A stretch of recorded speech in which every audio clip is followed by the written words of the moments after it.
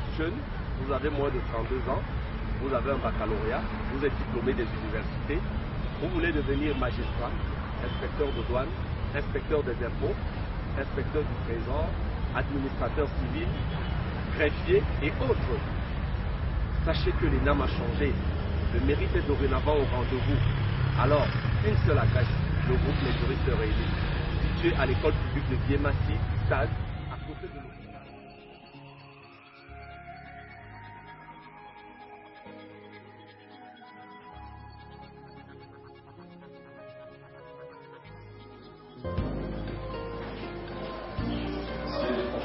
Bonjour et bienvenue à la deuxième partie de notre cours portant sur la méthodologie de la dissertation juridique. Comme vous le savez, la fois dernière, nous avons abordé la première partie qui consistait à l'étude des différents types de sujets qui peuvent vous être proposés au concours de l'ENAM. Nous allons parvenir là-dessus. Nous avons parlé des sujets d'analyse, des sujets de commentaires, des sujets de définition, des sujets de rapport, ainsi de suite. Aujourd'hui, nous allons voir la méthodologie proprement dite. Nous allons apprendre à rédiger. La rédaction d'une dissertation juridique est un art, car vous pouvez disposer de connaissances très importantes, mais si ces connaissances ne sont pas bien consignées sur écrit, vous n'allez pas faire bonne presse. En plus de ce qu'on connaît, il faudrait encore bien le rédiger. Et pour bien rédiger, il faut respecter les grands canons de la méthodologie. Le devoir de dissertation juridique, comme toutes les dissertations, consiste à convaincre votre correcteur sur un ensemble d'idées que vous relevez sur votre copie. Il faut convaincre. Et pour convaincre, il faut bien écrire.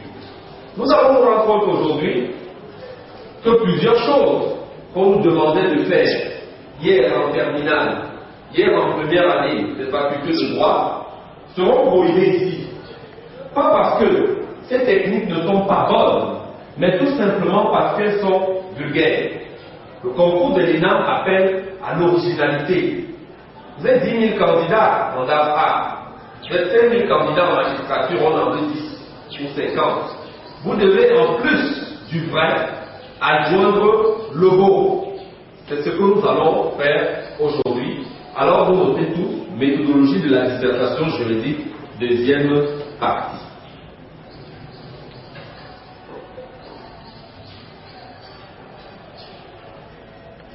Le devoir de dissertation juridique comporte trois parties.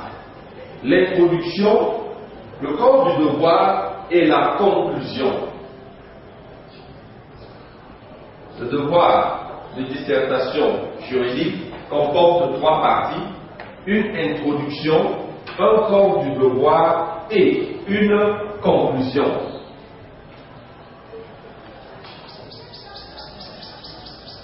Parlons d'abord de l'introduction.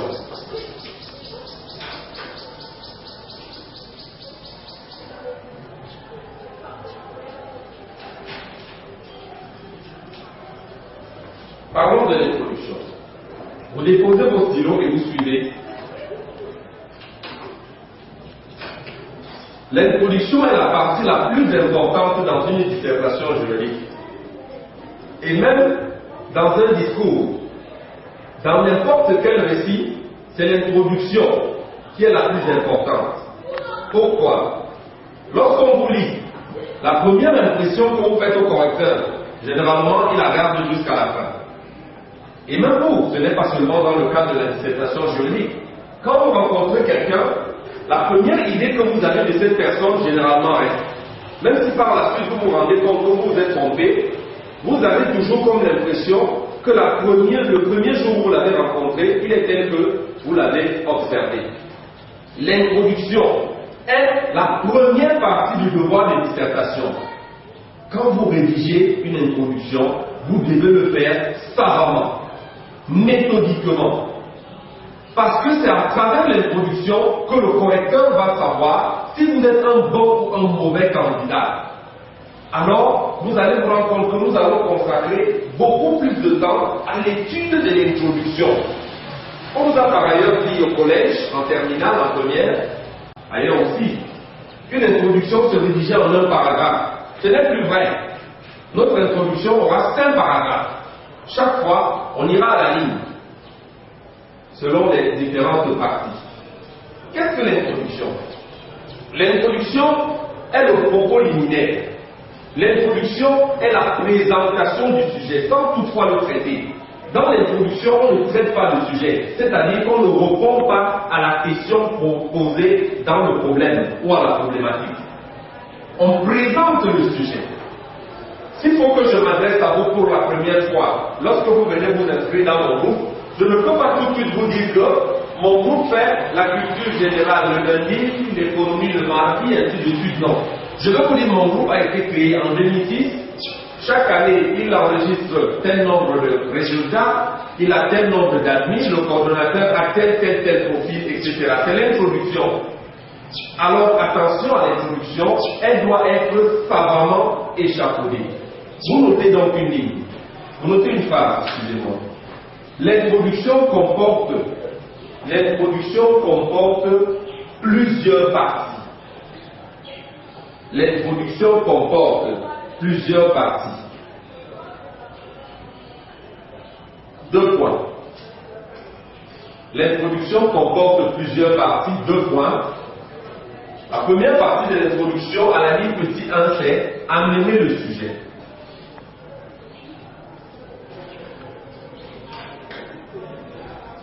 La première partie de l'introduction, c'est amener le sujet. Mesdames et messieurs, vous n'allez plus amener le sujet à travers la définition des termes clés. Ce n'est pas faux, mais ce n'est plus approprié pour le concours de l'ENAM. Vous allez amener le sujet de différentes manières. Il peut s'agir de la pensée d'un auteur. Cette pensée doit être en rapport étroit avec le sujet. Ça peut être la méthode entonnoir, c'est-à-dire qu'on va partir d'une généralité à une spécificité. Ça peut être la manière historique, c'est-à-dire que vous allez présenter la chronologie des événements qui ont abouti au thème du sujet. Voilà les 3 méthodes que je vous conseille. Il y en a plusieurs. Vous pouvez aller par analogie, vous pouvez même aller par contradiction, etc. Je vous conseille 3 méthodes pour le concours de l'ENAM. Alors vous allez les noter. Amener le sujet peut être, premièrement, par la pensée d'un auteur. La pensée d'un auteur. Deuxièmement, une disposition légale ou réglementaire, une disposition légale, ça veut dire un article d'un texte de loi. Troisièmement, la méthode entonnoir. Quatrièmement, la méthode historique ou chronologique. Voilà 4 méthodes qui peuvent nous permettre d'amener le sujet. Je vais vous prendre un exemple. Nous allons parler de la première méthode, la pensée d'un auteur. Nous sommes à ce niveau, la pensée d'un auteur. Vous déposez les livres, vous écrivez et vous déposez les livres. Il faut suivre beaucoup plus. Alors, amener le sujet avec la pensée d'un auteur est très éloquent. Mais encore faudrait-il avoir l'intégralité de cette pensée. Quand je dis l'intégralité, c'est-à-dire, vous devez rester fidèle à la pensée de cet auteur. Ne la tronquez pas. Je vais vous prendre un cas. Le sujet de DAFA, Culture Générale 2012, parlait des manifestations populaires.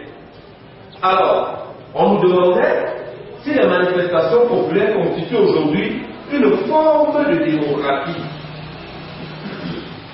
Comment j'ai amené mon sujet? J'ai pris un extrait du discours du général des forces armées, Mobutu Sese Seko, lors de l'Assemblée générale des Nations Unies, le 4 octobre 1982. J'ai pris cet extrait. Ça cadre exactement avec le sujet. Le sujet nous interpelle, à savoir, si les manifestations populaires, les révoltes populaires, les révolutions populaires que vous voyez partout dans les pays du Maghreb, constituent une nouvelle forme de démocratie. C'est ce que le général Mobutu dénonce en 1988, lorsqu'il est devant l'Assemblée générale des Nations Unies. Il le dénonce parce que nous sommes dans un vent de démocratie, il y a des manifestations populaires un peu partout. Le général s'interroge aux Nations Unies si finalement la liberté est descendue, dans tout le pouvoir est descendu dans la rue. Voilà la situation que je prenais.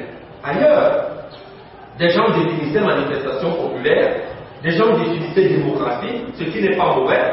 Mais vous pensez que celui qui définit manifestation populaire, qui définit démocratie à l'introduction, moi je citais le général Mobutu, entre guillemets, le 4 octobre 1973, soit 16 ans jour pour jour, je m'adressais pour la première fois à l'Assemblée générale de l'Organisation des Nations Unies.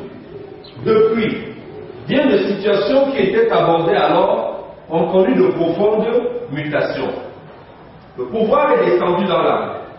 La liberté, cette très chère liberté, se mêle intimement à l'anarchie. C'est vous dire que chaque fois qu'on doit parler de droits de l'homme, il faudrait d'abord savoir de quel droit et de quel homme il s'agit exactement. Je dis ce que le maréchal, voilà où on a amené le sujet à l'ENAM, d'AFA, culture générale. Je ne me limite pas à définir les termes. Il faut frapper l'imagination du correcteur. C'est la compétition, la plus rude. On est 10 000.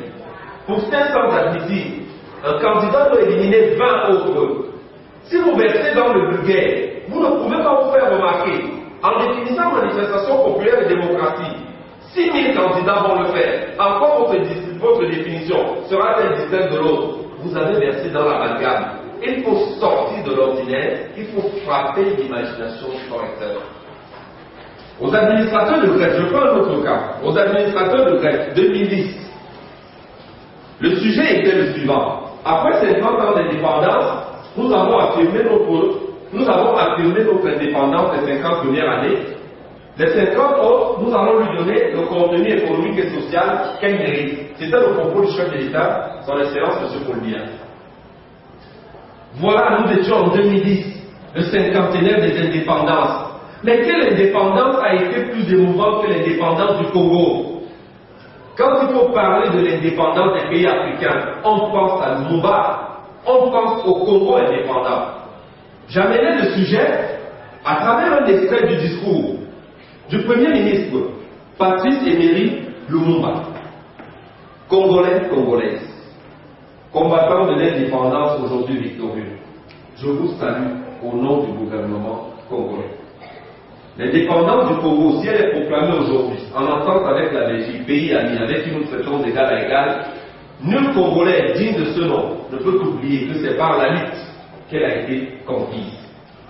Une lutte dans laquelle nous n'avons ménagé ni nos efforts, ni nos privations, ni nos souffrances, ni notre sang.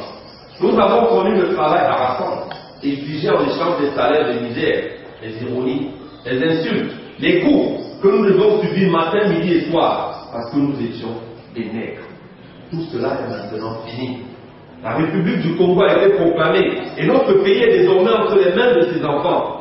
Nous allons rétablir la justice sociale et permettre aux richesses de profiter équitablement à tous. Vive l'indépendance et l'unité africaine. Vive le Congo indépendant et souverain. Voilà mon amené du sujet. Alors vous comprenez tout de suite que pendant que vous versez à définir l'indépendance, j'utilise les armes prohibées, c'est-à-dire des armes lourdes. Des armes lourdes. Les normes c'est utiliser des armes lourdes. Il faut écraser tout de suite vos concurrents à travers la menu du sujet. C'est là où vous frappez l'imagination du correcteur.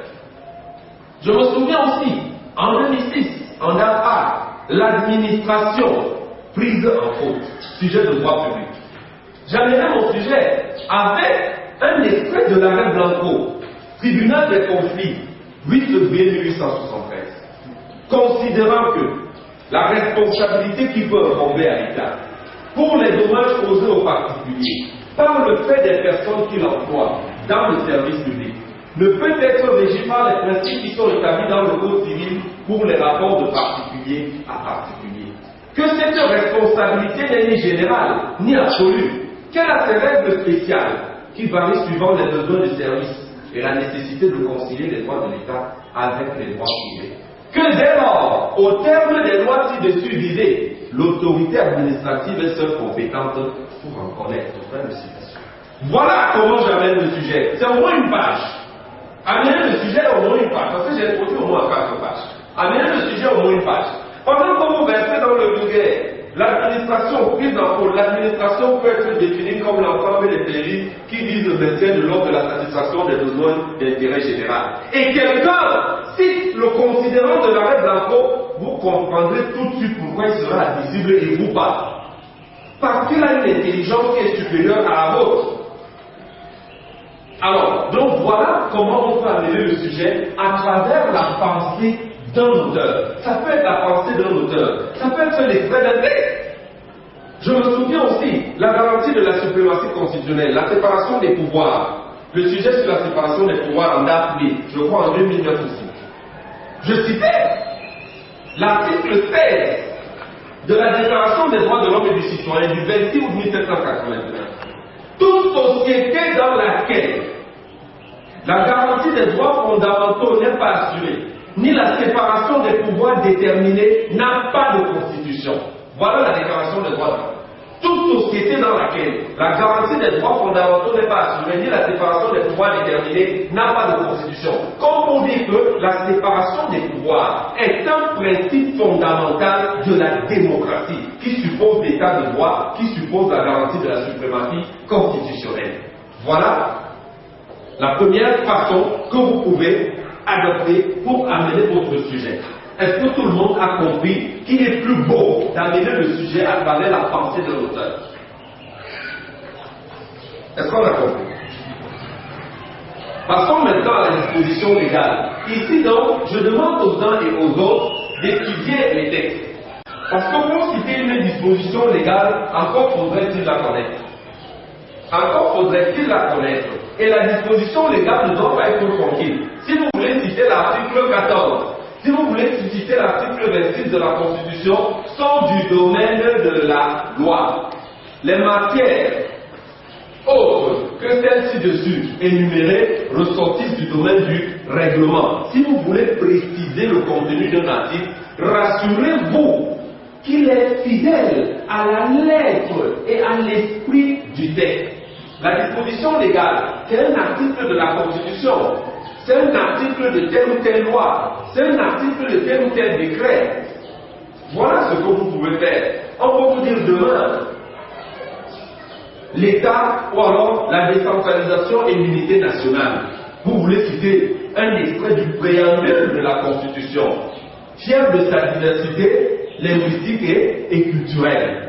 Trompe de suspension, conscient de la nécessité impérieuse de parfaire son unité nationale. Vous citez le préambule, un extrait du préambule, qui nous dit ici que le peuple camerounais est conscient de la nécessité impérieuse de parfaire son unité nationale. Ça veut dire que le peuple camerounais reconnaît qu'il y a encore des limites, qu'il y a encore des entorses à l'unité nationale. L'unité nationale n'est pas encore parfaite.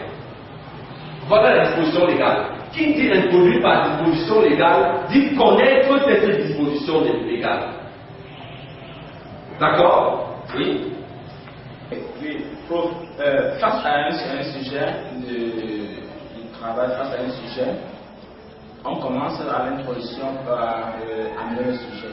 Si nous choisissons, disons, la singularité de la pensée d'un auteur, et qu'on se rend compte qu'à un niveau, on n'a pas toute cette pensée, c'est vrai qu'il faut la décrire ou alors l'écrire fidèlement, mais est-ce qu'au moment on peut peut-être la paraphraser tout en restant dans le même esprit et le même cadre que l'auteur a suivi? Effectivement, paraphraser la pensée d'un auteur, mais je ne vous le conseille pas. Parce que s'il faut paraphraser quelqu'un, il vaut mieux utiliser une autre technique. Si vous voulez faire référence à la pensée d'un auteur, ça veut dire que quelque part, cette pensée vous marque. Cette pensée, vous la connaissez, cette pensée vous interpelle face au sujet. Je pense que si vous faut paraphraser quelqu'un, il est préférable d'utiliser une autre technique d'amener le sujet. Le sujet, le devoir devient plus captivant lorsque vous citez entre guillemets. Et quand vous citez entre guillemets, cela suppose que vous citez intégralement et fidèlement la pensée. Au lieu de paraphraser, je peux vous conseiller d'utiliser une autre méthode. Professeur, je vous ai suivi dire tout à l'heure que vous introduisez en moyenne sur 7 pages. Bon, moi je sais donc pas, si quelqu'un introduit sur une page, est-ce à dire qu'il est en manque d'inspiration ou bien que, je sais pas, est-ce qu'un correcteur dira peut-être de ce genre de candidat qui n'est pas inspiré? Merci. Ceci de particulier que les enseignants et leurs élèves composent ensemble. Je ne sais pas, mais c'est ça. On ne peut pas exiger à tout le monde d'avoir la même intelligence. C'est pour ça que les résultats définitifs sont par ordre de mérite. C'est-à-dire qu'il y a des gens qui sont plus brillants que d'autres. Si moi j'introduis en 4 pages, c'est parce que j'ai cette capacité d'introduire en 4 pages. Ce qui ne sera peut-être pas votre cas. Ce n'est pas la longueur de l'introduction qui fait sa beauté ou sa pertinence. Ça n'a rien à voir. Pendant que j'introduis en 4 pages, vous pouvez introduire en 1 page et demie et faire un chef-d'œuvre. Il faut juste respecter les grands canons de la méthodologie. C'est-à-dire, ce qui est exigé, il faut le faire. D'accord? La longueur de l'introduction n'a rien à voir. Chacun introduit comme il veut. Mais il faut respecter les canons de l'introduction, les règles impératives. Alors maintenant, nous allons aborder la troisième forme d'amener le sujet. La méthode entonnoir. C'est ici où nous sommes. La méthode entonnoir. Qu'est-ce que la méthode entonnoir? Chacun de nous connaît au moins la forme de l'entonnoir. L'entonnoir ressemble à quelque chose comme ça. Je ne suis pas bon dessinateur, mais je suis sûr que ça ressemble à quelque chose comme ça. Alors, nous voyons que l'entonnoir a une base qui est effilée, alors que le sommet est large. L'entonnoir, c'est le général. Vers le particulier. En fait, c'est ça qu'on appelle la méthode entonnoir. Partir du général vers le particulier. Je vais prendre un cas. On peut nous proposer ce sujet.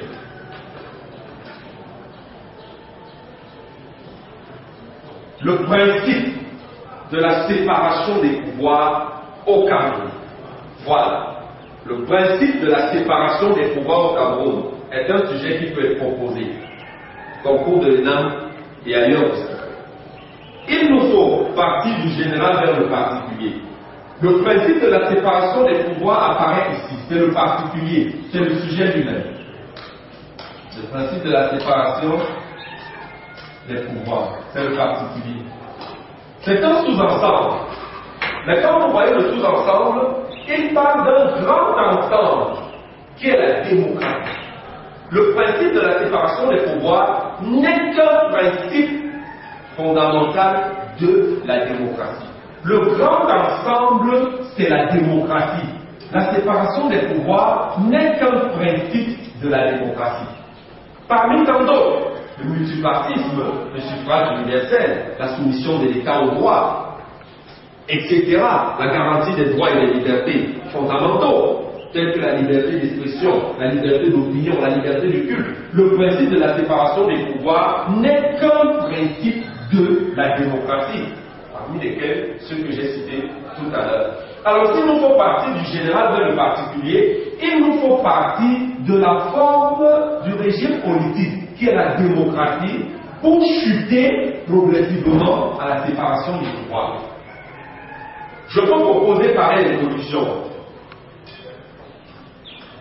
Tel que l'État s'est affirmé comme étant la seule forme d'organisation sociale, la démocratie, elle aussi, au XXe siècle, s'affirme comme le régime politique ou la forme de gouvernement quasi universel. Elle peut être définie comme cette forme d'exercice du pouvoir qui le confie au peuple, qui peut l'exercer soit directement, en parenthèse démocratie directe, soit indirectement en parenthèse démocratie représentative. Mais il faudrait se poser la question de savoir quels sont les principes fondamentaux de la démocratie. De toute évidence, s'agissant d'un régime politique qui consacre les libertés individuelles et l'égalité de tous, les principes qui en ressortent n'en sont que les corollaires, tels que le multipartisme, le suffrage universel, l'état de droit et le principe de la séparation des pouvoirs. Voilà comment je suis parti du général vers le particulier. Le général, c'est la démocratie. C'est cette forme de gouvernement qui est la démocratie.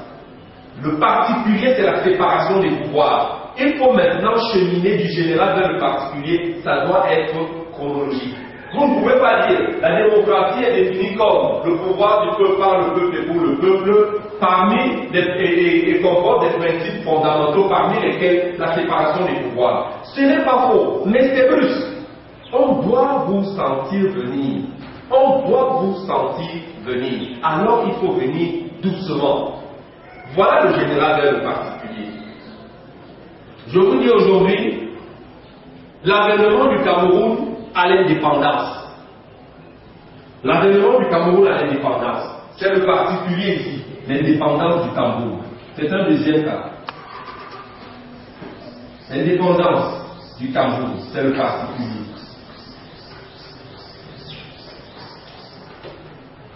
Mais le Cameroun n'a pas commencé par être indépendant tout de suite.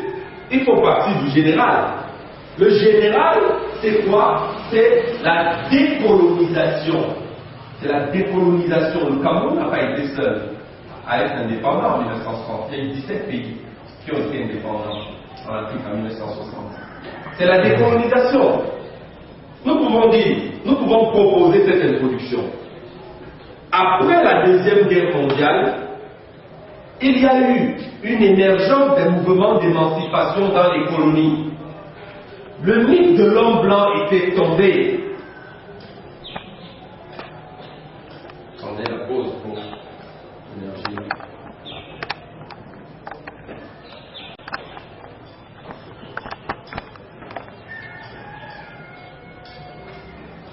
Ok, professeur, moi j'ai justement un problème avec la définition des mots. Je prends un exemple simple, le sujet de DAR sur la responsabilité écologique. Moi, personnellement, je ne connais pas une autre manière de définir la souveraineté que celle que vous avez donnée, c'est-à-dire le pouvoir, le droit originel suprême. Donc, en dehors de cette définition, moi, je ne connais pas une autre. Donc, je ne sais pas quelle lecture vous faites de cette situation-là. On n'invente pas la définition d'un mot. Chaque mot a un sens. Chaque mot signifie quelque chose. Le président, le feu président, Omar Bongo Nzimba disait d'ailleurs à un journaliste français un jour, vous dites que nous sommes corrompus, mais en ma langue, le mot corruption n'existe pas. Le mot corruption est français, ça veut dire que ce sont les Français qui connaissent la corruption. Quand un mot existe déjà, ça veut dire qu'il a forcément un sens. La souveraineté est le pouvoir de droit originaire et suprême. Voilà la définition. Pourquoi vous en voulez une autre? Quelqu'un d'autre pourra définir la souveraineté comme l'état de celui qui n'est soumis à aucune contrainte extérieure. Quelqu'un d'autre pourra définir la souveraineté comme le pouvoir d'un État qui lui permet de s'autodéterminer, de s'auto-organiser, de s'auto-réguler. Les définitions sont nombreuses. Un mot n'a pas une seule définition. Prenez la définition comme vous connaissez, vous l'appliquez là. D'accord? La responsabilité de protéger maintenant, c'est le droit d'ingérence humanitaire. C'est cette responsabilité que la communauté internationale a d'intervenir sur le territoire d'un État lorsque la vie des populations est menacée. C'est au nom de la responsabilité de protéger que les articles des résolutions 1970 et 1973 ont permis l'intervention militaire en Libye contre le régime du colonel Muammar Kadhafi. Voilà. Alors, maintenant, quand vous posez dans le sujet, vous avez défini les mots-clés, il faut petit poids, reformuler le sujet. C'est ici que les élèves se trompent un peu plus. Reformuler le sujet. Puisque vous avez défini les mots-clés, il faut vous approprier le sujet. Il faut maintenant reformuler le sujet. Reformuler veut dire réécrire en ses propres termes. Reformuler signifie réécrire en ses propres termes. Vous allez voir à la fin du cours, je vais vous donner 3 introductions sur 3 sujets différents, 3 matières différentes. Je vais vous montrer comment nous allons reformuler le sujet. Reformuler le sujet, c'est réécrire le sujet en vos propres termes, c'est-à-dire tel que vous l'avez compris. Il faut toujours reformuler le sujet.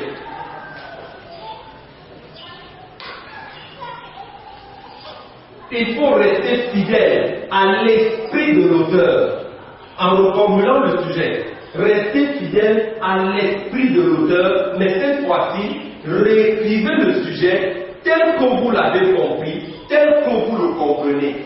C'est la reformulation du sujet. Petit point. Et maintenant, nous allons donc aborder le problème, poser le problème et dégager la problématique. Poser le problème et dégager la problématique. Je vais profiter ici pour répondre à une question qui m'a été posée à la séance dernière. Beaucoup ne comprenaient pas quelle différence peut-on établir entre un problème et une problématique. Je pense que c'est l'occasion de le savoir. Le problème, c'est quoi? Notez que le problème est une question essentielle.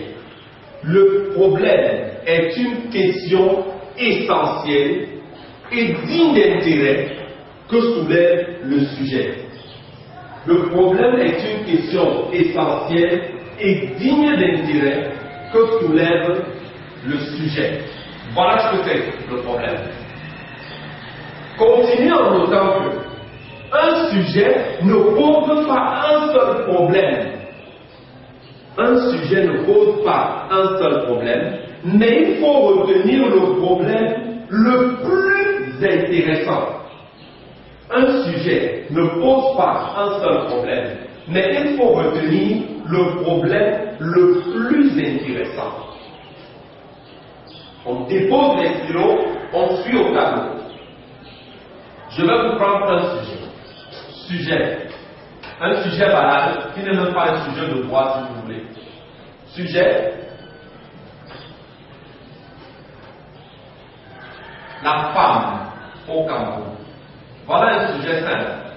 Ce n'est même pas un sujet de droit. Pour que les uns et les autres comprennent quelle différence faut-il établir entre le problème et la problématique. Sujet, la femme au Cameroun. Madame, messieurs, ce sujet pose plusieurs problèmes. Quelqu'un de ridicule va dire que mange la femme. Voilà. Lui s'intéresse à l'alimentation de la femme. Que mange la femme? C'est son problème. Quelqu'un d'autre qui aime les choses métaphysiques va dire d'où vient la femme? Pourquoi la femme existe? Alors au départ, Dieu crée l'homme. D'où lui vient la mauvaise idée de créer la femme? Lui s'intéresse à l'origine même métaphysique de la femme. Il dit d'où vient la femme?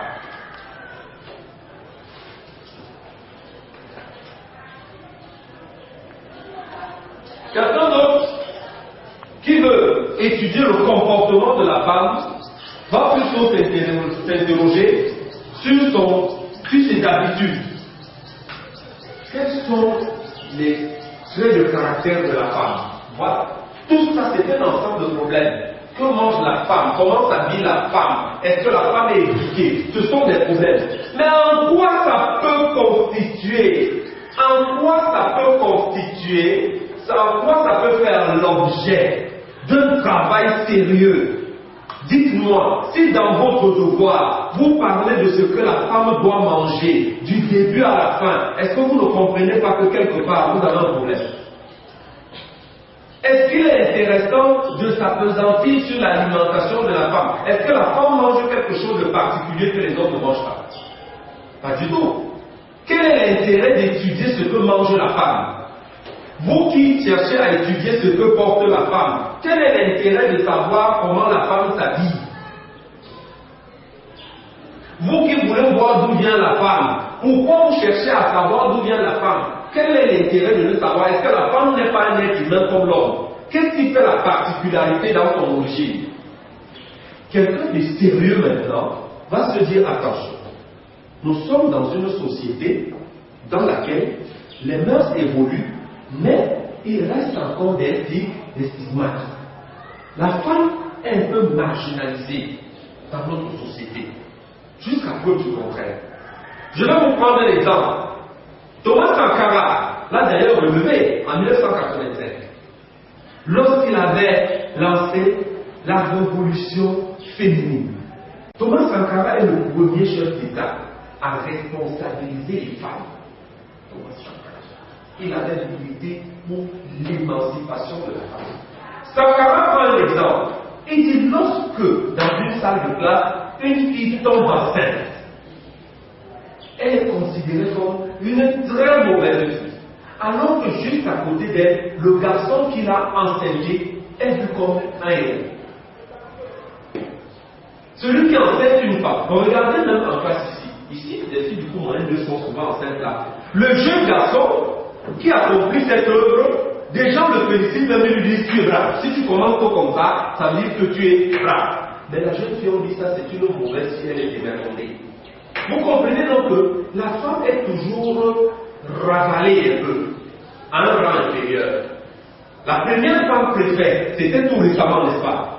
Le Cameroun a des circonscriptions administratives avant même l'indépendance. C'est tout récemment qu'on nomme une femme préfète. Parce que vous voulez me dire que les femmes ne sont pas plus intellectuelles que les autres dans ce Cameroun? Il y a des femmes qui ont des bagages, elles sont au plan de l'ENAM administrateur civil. Pourquoi on ne les responsabilise pas? On a toujours comme l'impression que la femme elle est inférieure, d'accord? Elle est inférieure à l'homme. Quelqu'un qui veut donc travailler, quelqu'un qui veut faire un chef-d'œuvre, va plutôt dire, il va plutôt poser le problème suivant. Quelle est la place de la femme dans la société camerounaise d'aujourd'hui? Voilà un problème. Voilà un problème. Alors vous allez traiter le sujet, que mange la femme? Je vais traiter mon sujet, quelle est la place? Mon problème c'est, quelle est la place de la femme dans la société camerounaise d'aujourd'hui? Vous pensez qu'on peut avoir la même note? Non, monsieur. Vous avez choisi un problème. Vous avez posé un problème. Mais un problème qui n'est pas digne d'intérêt. Moi, j'ai posé un problème qui est actuel, qui est intéressant. Quelle est la place de la femme dans la société camerounaise d'aujourd'hui? Voilà un problème. Quelle est la place de la femme dans la société camerounaise d'aujourd'hui?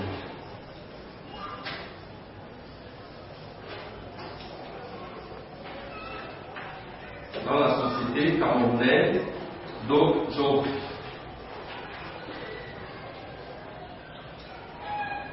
On est d'interrogation. Voilà le problème. Vous voyez qu'il est plus intéressant que ce que nous avons préalablement relevé. C'est ça le problème. J'espère qu'on se comprend. Le problème est une question, mais une question digne d'intérêt. Quand vous posez votre